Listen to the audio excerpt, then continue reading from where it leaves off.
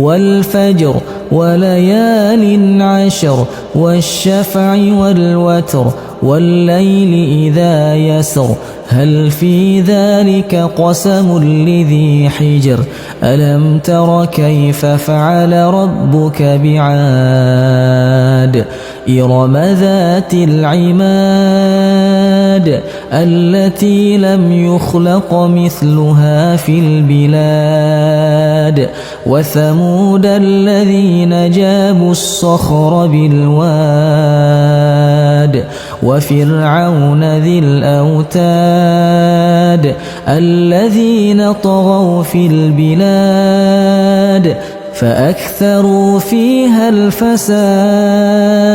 فصب عليهم ربك سوط عذاب إن ربك لبالمرصاد فأما الإنسان إذا ما ابتلاه ربه فأكرمه ونعمه فيقول ربي أكرمن وأما إذا ما ابتلاه فقدر عليه رزقه فيقول ربي أهانن كلا بل لا تكرمون اليتيم ولا تحاضون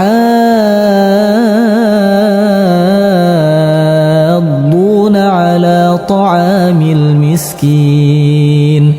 وتأكلون التراث أكلا لما وتحبون المال حبا جما كلا إذا دكت الأرض دكا